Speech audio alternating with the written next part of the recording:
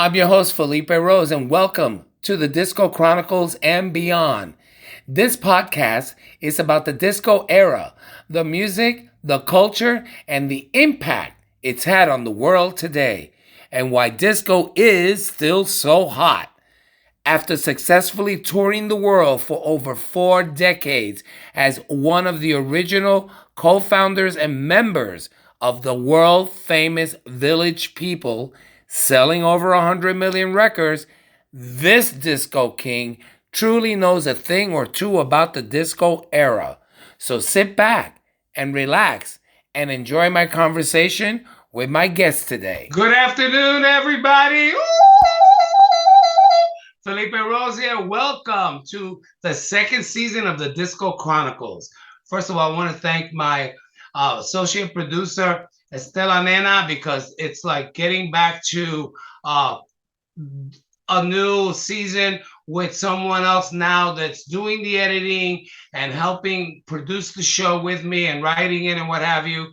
It takes a minute to, you know, go through the ropes and when you finally hook it up, it's then beautiful and flawless. So thank you again, Estella. I want to talk about last night. This show with Peter Castillo. I'll tell you a little bit about him in a second, in a little bit. But last night, his show will air next week. But last night, 9/11, a rainy New York, somber evening and day, I went into New York City to the Studio 54 CT Dance with Robbie Leslie and these other two European DJs. Their names Xavier and Acton or whatever. I mean, they were amazing. Roll Arena from Studio 54 was there. A lot of people. I want to thank Dougie Myers for executing such a beautiful boat ride. It was interesting because as summer as it was the day with the rain and when we left and the dock and we went through lower Manhattan and we saw the Statue of Liberty and then of course we go around the island and then we see the Freedom Tower with all the lights going up.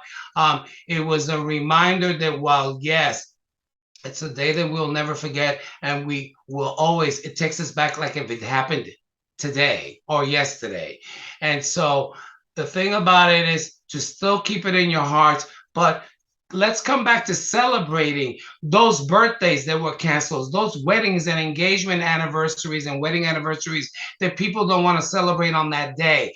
No, take it back. Take the day back. We know where we are in our hearts, which is why disco music last night with Robbie Leslie and Dougie Myers and Wendy Stewart and Tim Moss and people that I haven't seen seriously, like Roll Arena, since Studio 54. And that right there is a blessing. So I want to just say thank you. We're going to post pictures from the show, from the boat ride. And I'm going to be bringing in very soon. I don't know what time it is because I don't have my. Here they go. Oh, there I am.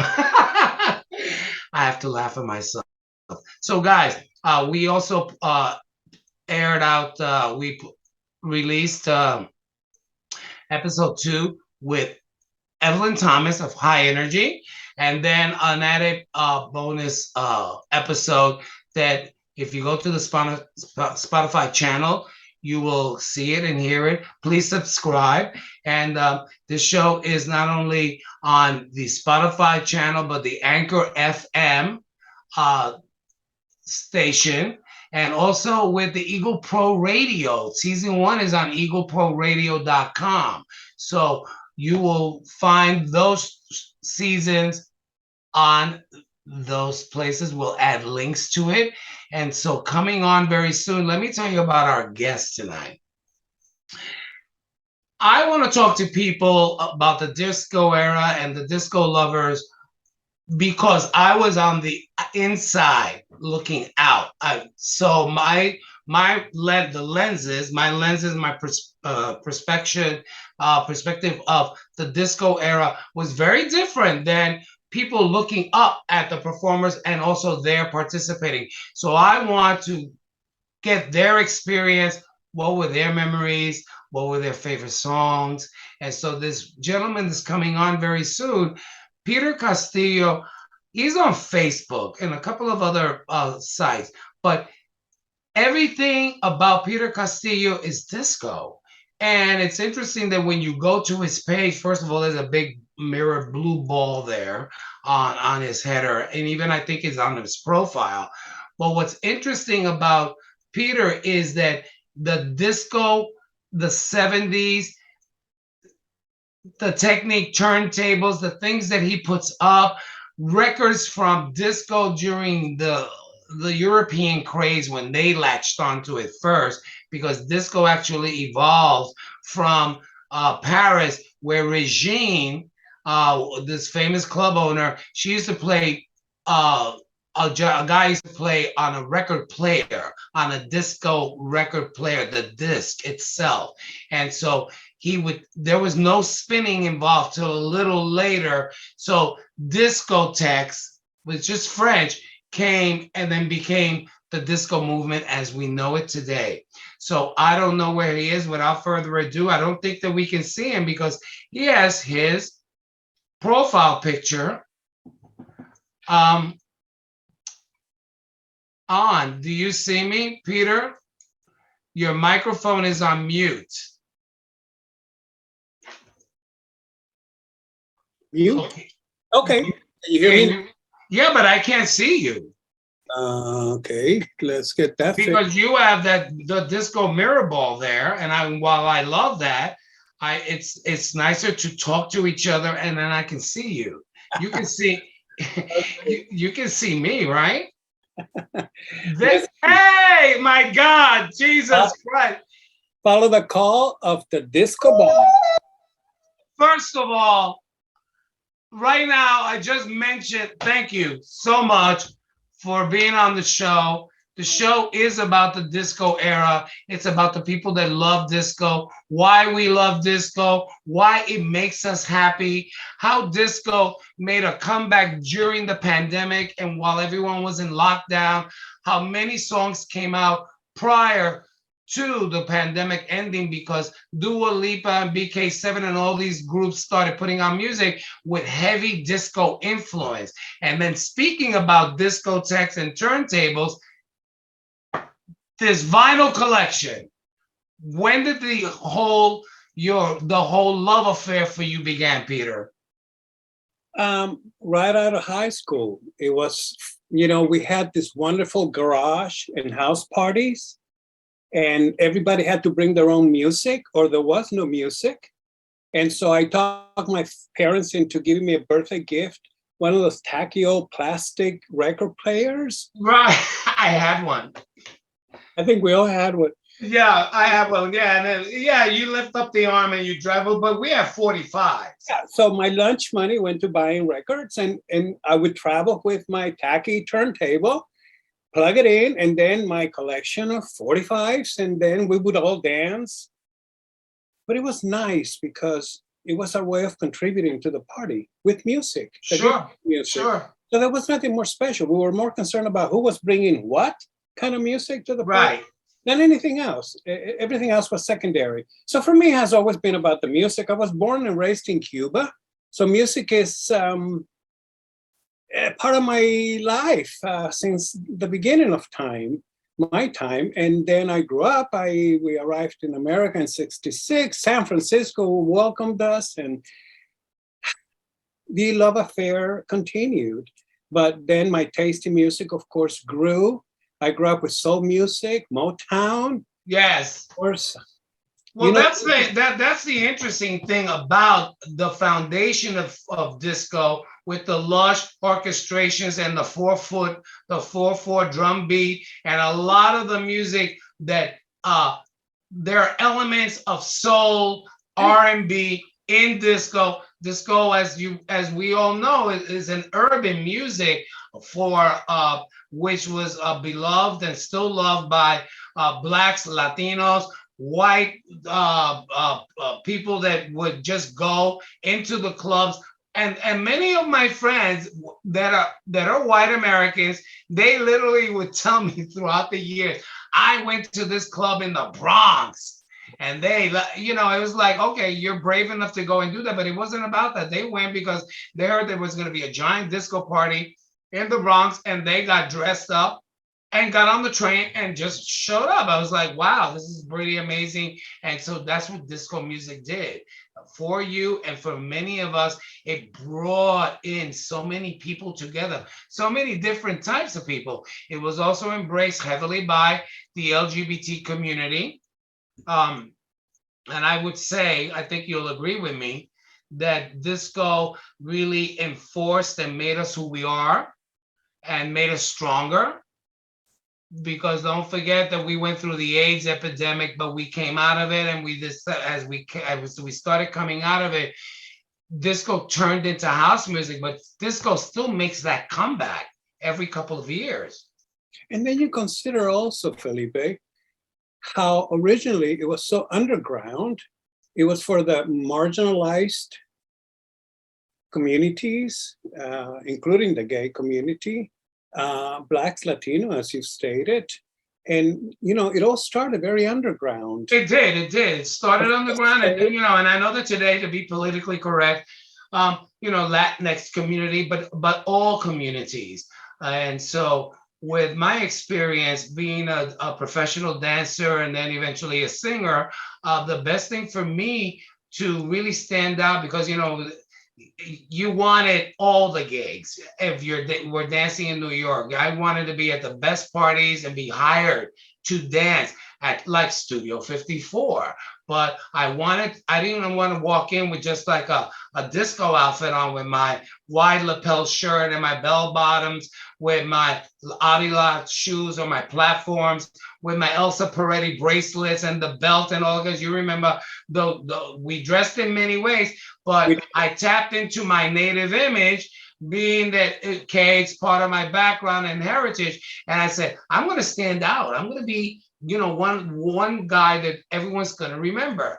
And so that's how Village People was born, in fact. But the thing is that, like you and myself, as we being young guys in the clubs, it actually formed, gave us a sense of who we really were in discovering the different types of music.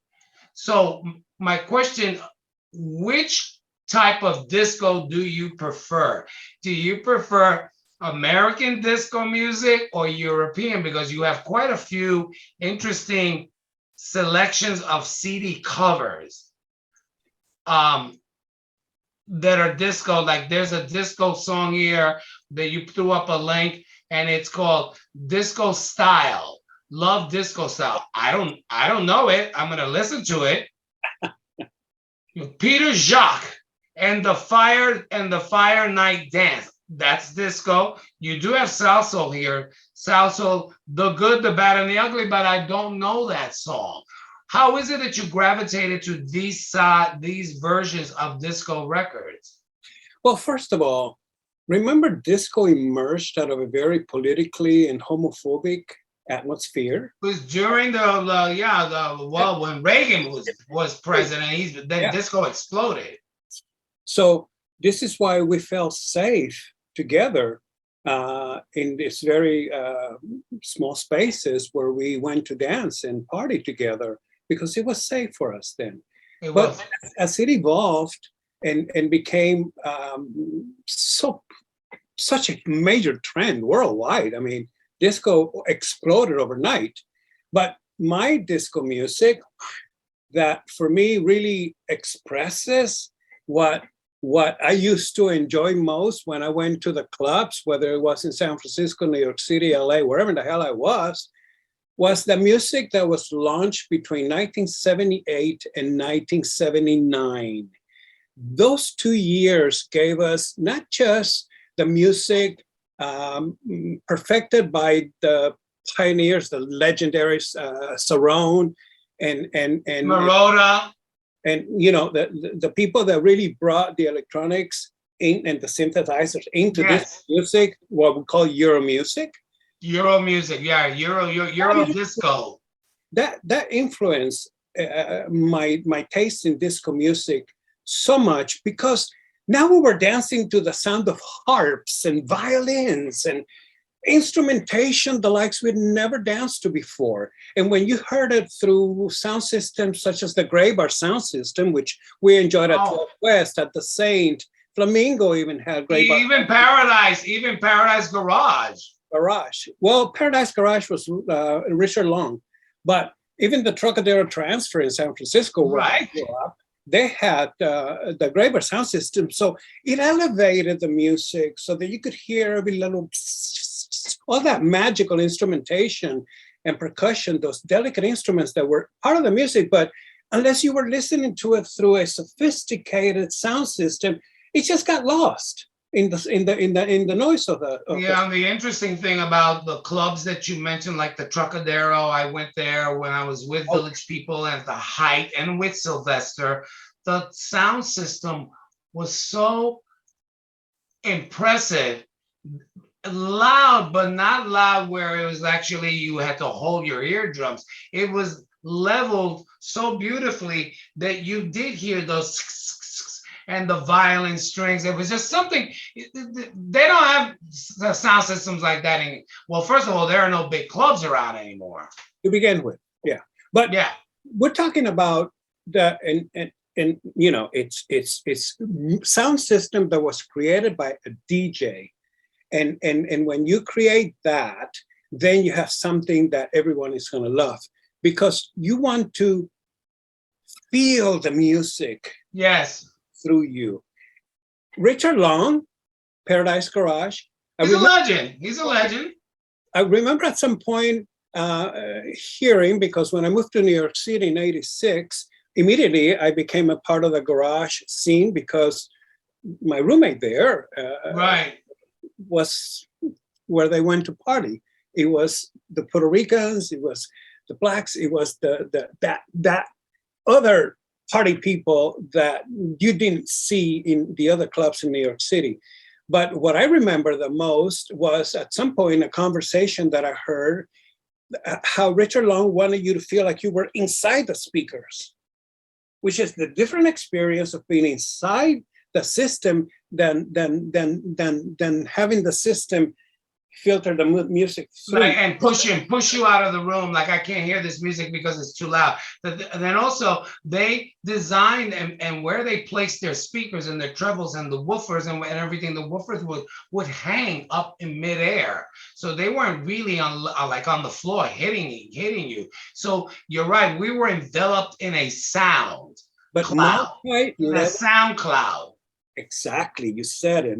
Multi-level musical experience where you had the tweeter arrays, and then you had the mid-range coffins, and then you had the boom boom bass that even when we were outside the club in queues waiting to get in, we were partying outside in the people were partying, but they were like, oh my god, I love this song, and they wanted to run up there. Yeah, club that would resonate through the entire block.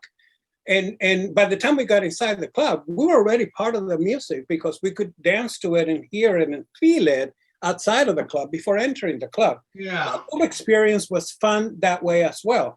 I mean, I personally began my experience of discotheques in San Francisco when they first opened the very first after-hours club, North Beach, called the Big Basket, and it was. I didn't go to that. I didn't go there. We're talking 1975, so it was an roller skating rink converted into a dance floor, and all we had was fruit.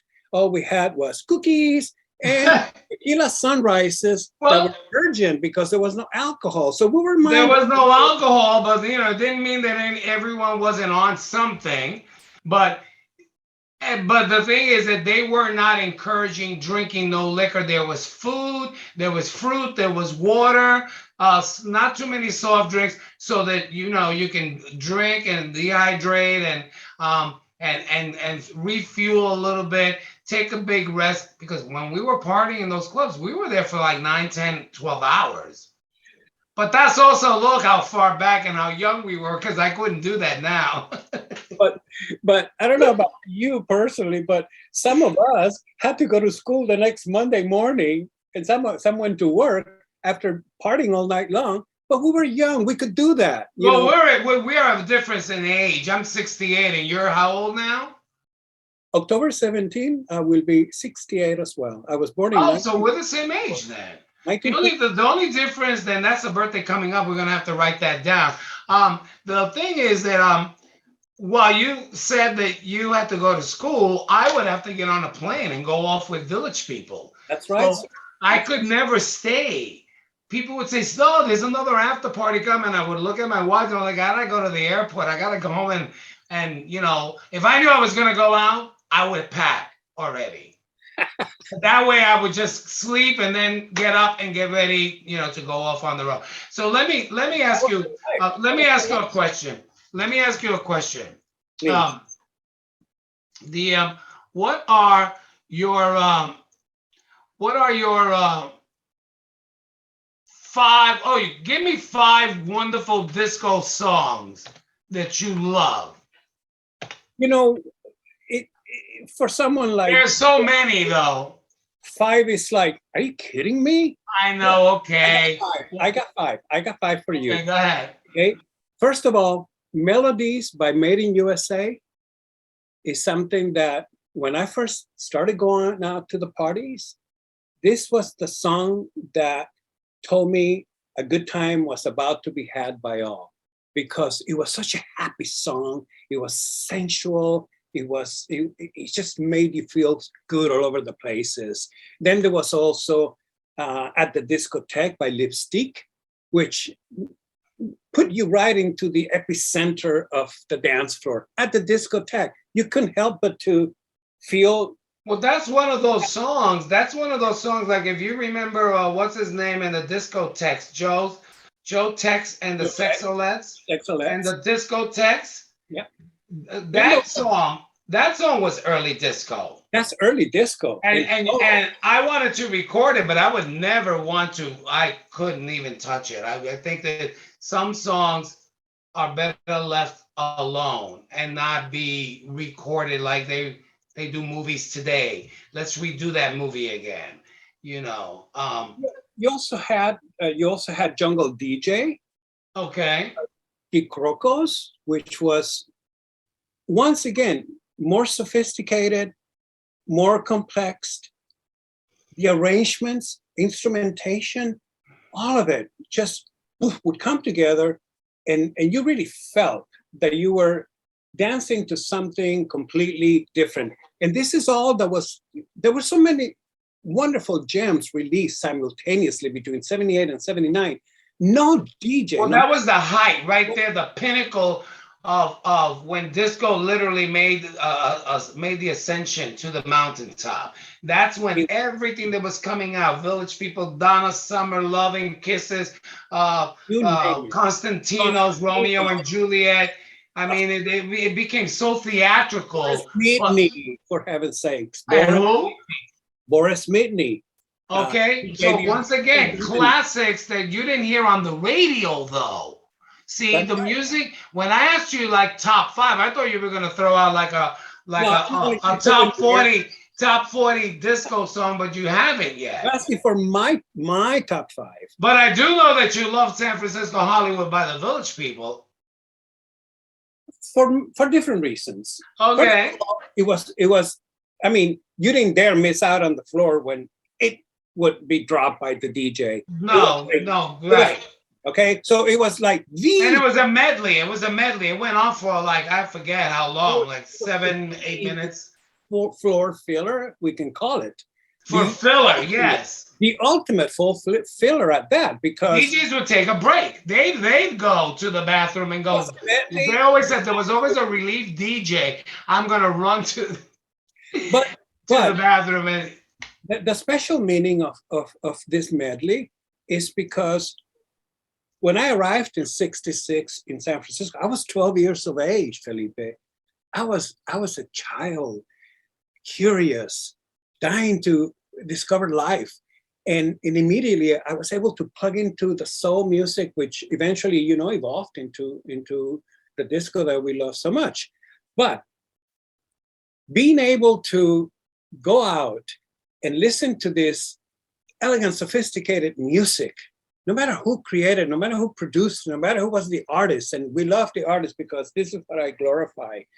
If you have the combination, the perfect combination, where you have the artist in complete harmony with the musicians, you have nothing but magic coming out. You do. You're This right. music was magical. I have no other word to describe disco music, if nothing other than magical. Because when we were dancing to it, it took us places. We went on journeys. We went up, we went down. We felt sensual. It was romantic. It was so many different things to so many different peoples for so many different reasons. It was a complete package. It was. I remember being at Paradise Garage, and Larry Levan was playing Barry White's Love Unlimited Orchestra, the Love Suite. And it was like blue lights, and it was cold. They had the air conditioning on full blast. So while we were dancing, it was like a little cooler than it should have been. And out of nowhere, he remixed Love Hangover. And then all of a sudden the lights in the room changed and they threw the heat on. And suddenly that we were swathed in red lights. So we went from one temperature extreme in a mix, which I still have never forgotten. So it wasn't just the music, it was the DJs of how they manipulated us to keep us on the dance floor, and also with the lights. The lighting technicians were wonderful. That's what I'm talking about. The perfect combination where you have, of course. Hey everyone, sorry I got so taken away by Peter's enthusiastic retelling of the disco days and in the clubs and partying and the technical side of DJs and the music. So we're back for part 2. So Peter, I'm gonna have to keep an eye on you so that way I can then end so that I can leave time for me to speak and then say goodbye to our fans. So continue. Where were we? You were talking about San Francisco, Hollywood, but there were a couple of songs that you texted me that you loved. Yeah, and if you notice that I changed because I didn't realize that I wasn't supposed to share these selections with you, so that it would be. Oh, it's okay that you did. It's just that I always ask people, what were your favorite 10 or top 10? Or you can't really possibly go through 10 in a video Zoom link conversation, because we have like a 35 minutes and then we have to stop and then reset. But continue. I want to know, because your collection is so diverse. Yeah, I just want to wrap up what the song that was so meaningful to me at that point in my life, San Francisco, Village People. It's because that was my home. It's where I grew up. Right. Yeah. Americanized, and so it became personal. It was a song that I enjoyed dancing to because I was living that. Then after San Francisco, I moved to Hollywood to pursue a career as a makeup artist. So that song just stayed with me. So in LA, in Los Angeles, you went to Studio One. There were a couple of others that I went to, and I forget the names of them now. Uncle Charlie's. What? Uncle Charlie's. There was Charlie's. There was another night big club. Sylvester took me. Now the name escapes me, but it was interesting. Studio One. Did you go to Studio One at all? I only went a couple of times. I went to LA to pursue a career. So the minute that I arrived, I got an agent and I really went to work. Okay, good. And so I decided that I needed to do this because I've had such a wonderful experience in San Francisco and later in New York City. It was time to get serious, It was time to think ahead. Sure. And where was I gonna go with, when the party was over, when it was well, time. the party eventually was over, unfortunately for us, and going towards the middle of July of '79. In July, with the record burning party at Kaminsky Disco Park. Demolition. Disco Demolition. Disco Demolition with Steve Dahl, the Chicago DJ. By the way, I really enjoyed the way you interviewed Steve Dahl. You got him in a place that was very comfortable for him to say. Thank you. He apologized, and he said, didn't know. He didn't know. He didn't know the ramifications of what happened. "No, obviously, he was very young when all of that took place. Well, no, Not we're that young. We're all the same age. Not that young. He's 68. Yeah, So not that young. So, you're gonna be 68. He's 68. He knew, but he just didn't understand that the elements of the people in that love disco and all the acts around putting music out were Black, Latinos, gays, and then of course you had the middle mainstream white America loving it, but that when the disco demolition party happened, then the disco sucks movement happened, and then the radio stations panicked, and that's when the collapse happened. Yeah, so you got out just in time. Yeah, let's just say that rock was safe once again. Back to the charts. Yeah, back at the charts. You said it.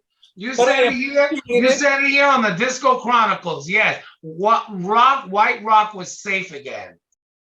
And being recorded. Because during the disco era, rock, I mean, when you had the likes, it took a back seat.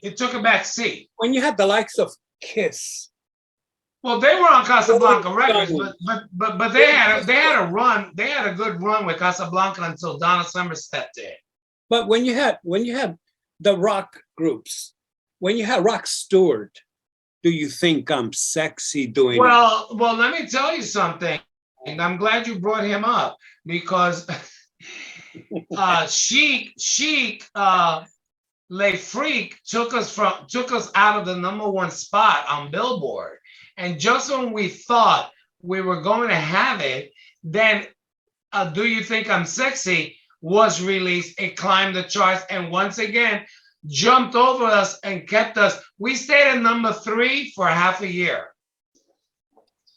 And in the process, you became the face of disco worldwide. We did. Thank you. You're absolutely right. That's actually quoted. Billboard magazine. I'm not just like. It was what Billboard magazine at that point found you, identified the Village People to be the face of disco worldwide. And also Rolling Stone magazine said that. That's a quote that I can show you. That's a quote. When we did the cover of the Rolling Stone, you opened the article and there was a cartoon that said the cartoon that gave disco a face. So it was at the peak. Back to the peak. That was the peak of music, where that's what the Village People became for the world. And there was no place in the world that you could not go to where any club would be playing the music of the Village People because everybody was comfortable with it. I know, but Peter, I gotta tell you something. Every time I would come home from these big long tours around the world and return back home, family and friends, they would just look at me and go, "Ugh, we're just tired of you guys," because they oversaturated us on television and on the radio. It was too much. But Felipe, it was about exploitation.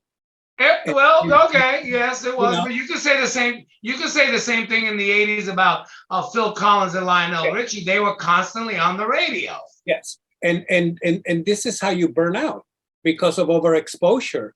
And I don't know how you guys came out of it really in such good shape. Well, we did come out of it, but then I started replacing newer members. When one member would leave, bring in another one. I used the formula that Jacques Morali was using, the late Jacques Morali, and I stuck to that blueprint so that when one member would leave, we would audition and replace by type, by the way they dance and how they look, and then we just kept it going. So something that really had a short attention span, I turned it into with the other board members, we turned it into an international brand, and it went into 40 years. I stayed I stayed a little too long. Wait a I minute. Yeah. Oh, and those are the actually the whistle. That's But that whistle didn't. you get But that whistle. Thank you, but that whistle didn't blow. you gotta get you proper because it is what it is. It is what it is. Say whatever you want, but it is what I'm not regretting any of it. Let me tell you, I loved it. It went that long and that which was very far. intense. Which was very intense. I have no doubt that it was very intense It experience. was. It had to be. How can it not be? No, it wasn't. At the same time, while I was also partying, I was still being responsible as an artist to be on the planes and fulfill my contractual duties and commitments. So now that I'm not, and I'm away from the music industry and the music scene, so I might go to one party, like I went to the T dance CT with Robbie Leslie Leslie. on the Jewel and Dougie Myers, the young impresario of Michael Festo, protege, threw a really great party. And so now when people see, oh, he went out again last night, people think that I do that 24/7.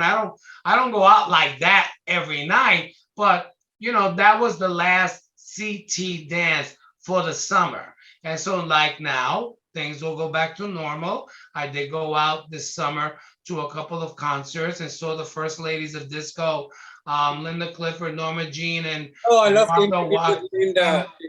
and Martha Wash.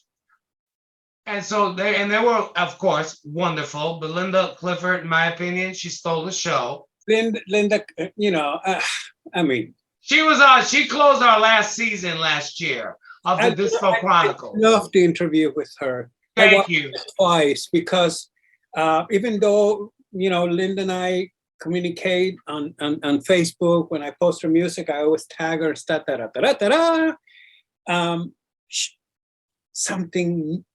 Something special about that woman that I gravitated to. Even way back then, there was something very special about dancing to her music, and that just stuck with me. And I told her at one point when she first accepted my friendship request, I sent her a private message saying, back in 1978, when I was dancing to your beautiful music, never would have I imagined that 200 years later, requesting the friendship. Oh my God, 200. Oh no. Requesting the friendship. The Clifford, thank you very much. You're making me laugh.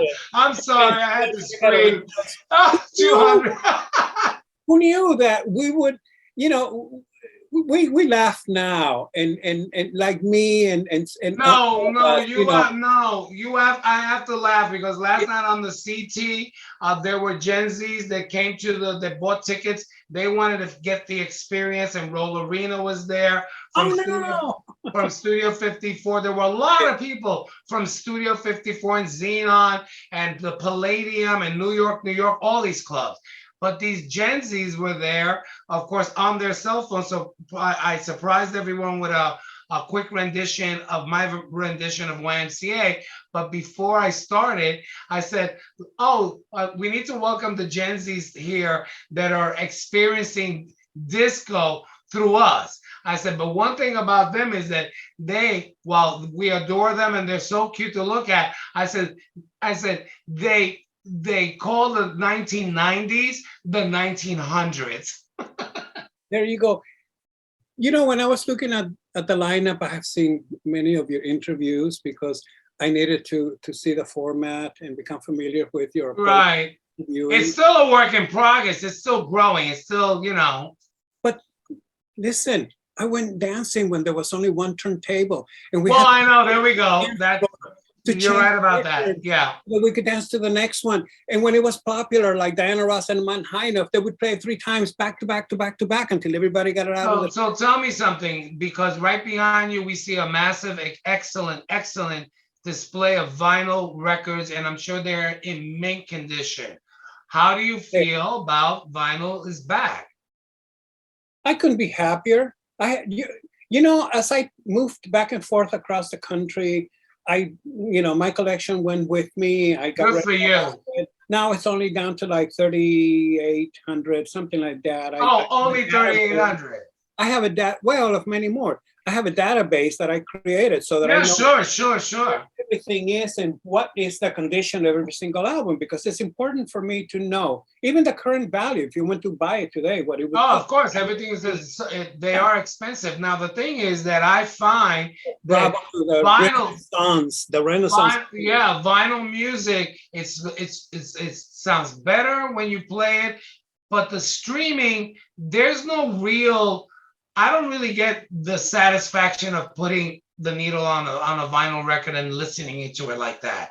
To have me. First of all, also a lot of classic disco like that, you don't find. It's not streaming in a lot of places. There are some podcasts that are streaming a lot of disco music, but to say that in retrospect for the vinyl collection, say like you really couldn't find that on a streaming network. No, not at all. But it's also there's also romanticism about vinyl that nobody ever speaks about. When I would go bin digging, the smell of that ink on those sleeves, which is really what you smell. People say it was the smell of new vinyl. It was actually the smell of the ink. Interesting. I never knew that. On the cover of the artwork, that's what we smell, the ink. When you remove the cellophane cover, protective cover, That's very true. What I missed the liner notes. Like on this when you download a new song, you don't get any of that. No. As far as we can go back to CDs. At least with CDs, you could take out the artwork and the CD cover and open it up, and you could see who was the drummer, who was the engineer, who was the backup singer.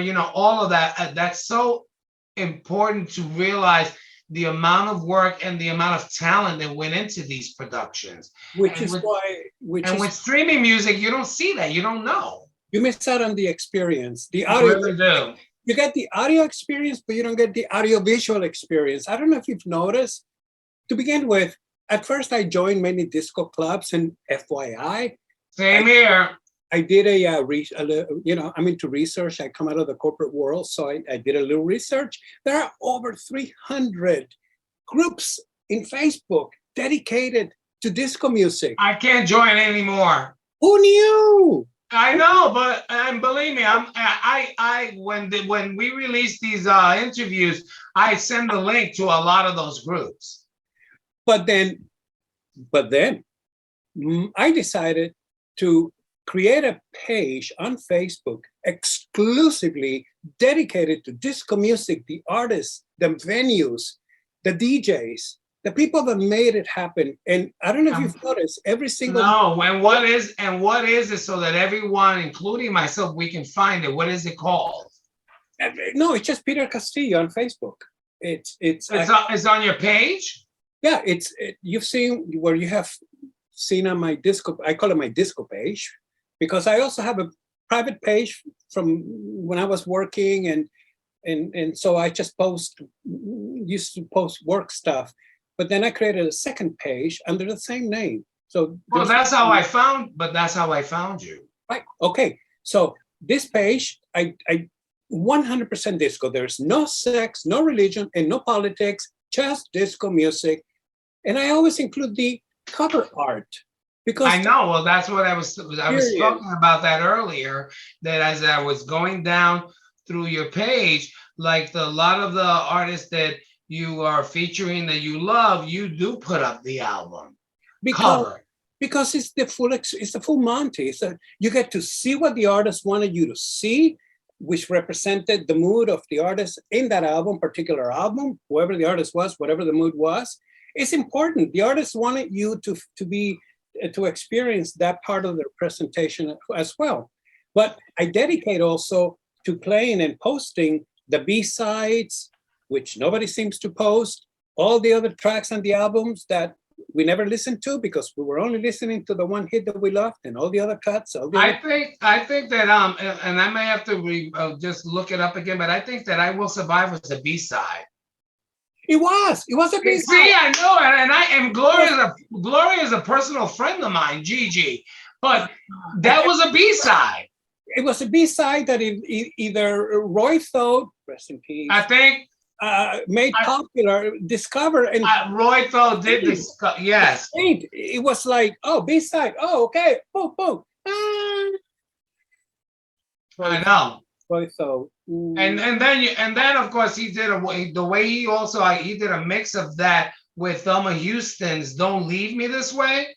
Like, so you have Gloria Gaynor singing "I Will Survive" going into "Don't Leave Me This Way" by Thelma Houston. Like, oh my God, well, that was an experience in itself. Thank God Marsha Stern is curating all of it for us. Marsha, I was with her last night. Peter. Oh, I saw pictures. And we hadn't seen it. Today's her birthday, by the way. Happy birthday, Marsha. Today's her birthday. Happy birthday to Marsha Stern, my first roommate. Then she worked with me at Can't Stop Productions, my ex-producer's office, management company.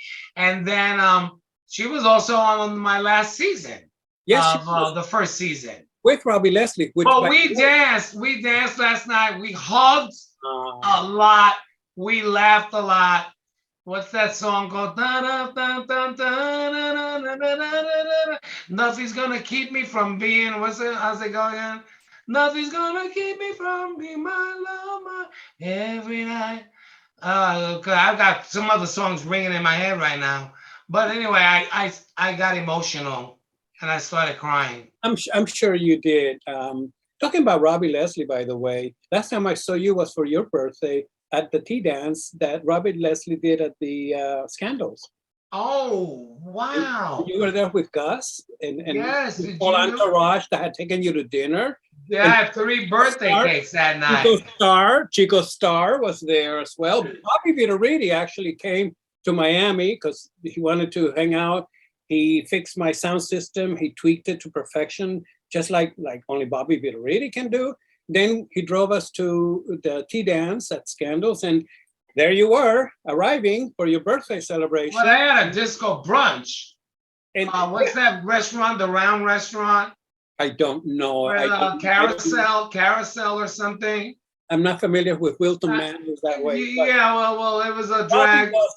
I had a disco brunch party. Then I took a break and took a disco nap, and then I got ready for tea dance, then dinner, and then got home and went back to where I was staying, and then went out to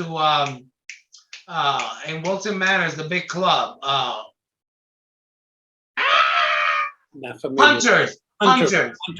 Hunters, and they gave me a big party upstairs, and all night long we were playing all of the Village People movies, videos while they were playing regular disco music. So it was a special night for sure. Thank you. It was. I even ran into Chico Star. And then I came home. We left, and then in March, that next month, we went into shutdown. As a matter of fact, I recall you telling me then that you were just about to engage in a new project. Was this it? It was not this one. Okay. It was the single that I put out. Okay. Yeah, I don't know. A new project. Yeah, I've got like 4 in development. Yeah, I know. You missed the project. I know. Yeah, so I mean, but here we are. Here we are now. You know. What I am. You know what I am, or how I think of myself as a devout disco devotee. I'm the crowd. I'm the people that went to appearances such as the Village People in the clubs. I'm the people that rooted the DJs when they were on and booed them when they were not. I'm the people that paid the expensive memberships to get into all these fancy clubs when I just couldn't wiggle myself in. I represent that part of the culture that is often forgotten, the crowd. And this is what this show is about. This is why I want people that didn't live during the disco era to know people like you, to hear that testimony from you, from your side. It's the difference between the West Coast music and the East Coast music. I purposely, since I had the best of both worlds, I post things from New York that the West Coast people go like, what is that? Never heard that before. Same thing with the East Coast. What is that? Because it was in San Francisco where I heard it. And there was such a difference between the two coasts because New York had access to European music. Yeah. On the other side of the Atlantic. Interesting enough, the way you're saying that and describing that right now, the ex-producers, they would do remixes first of what was coming out before it was released on Casablanca here. The remixes were released in Europe, in the UK, in France, in Italy, in Germany, and then waited for the reaction. And then when it was like, okay, all the test crazy, then Jacques Morale, genius, with Tonio Bogart, we want that mix. The YMCA remix was a monster. How fabulous, how fabulous. Like the effect of the down on the dance floor, it would fall from the floor down. So thank you so much for the invitation. It meant a lot to me. I really thought, well, what am I going to? You're welcome. You're welcome. Chronicles. What do I have to say? I'm no household name. I'm not. Well, no. It's not about that. The show. Wait a minute. I know what Felipe. Yeah, but this show is not just for the people that were in the movement and contributing as an artist, but DJs and influencers like yourself and club people and DJs and what have you. So you're part of this huge family. So I want to thank you for being here today because we are running out of time. We all have a story to tell. Well, you have a lot. You have many stories to tell. But I want to thank you for being on the show. And where can everyone find you? Peter Castillo on Facebook. You can't miss it. The Disco Ball. Follow the call after this. You can't miss it. And we all have a story to tell. So Peter, thank you. Yeah, thank you again. And we'll be releasing the show, this episode next Monday. And that was Peter Castillo from Facebook group. The disco page that he has is extraordinary. It's wonderful to hear his collective memory back then and now more important today. How to look back at something that still makes us joyful in our hearts, brings us back to that youthful spirit, because when the music comes on, it's a happy music. I'm Felipe Rose. I want to thank my team. Anyway.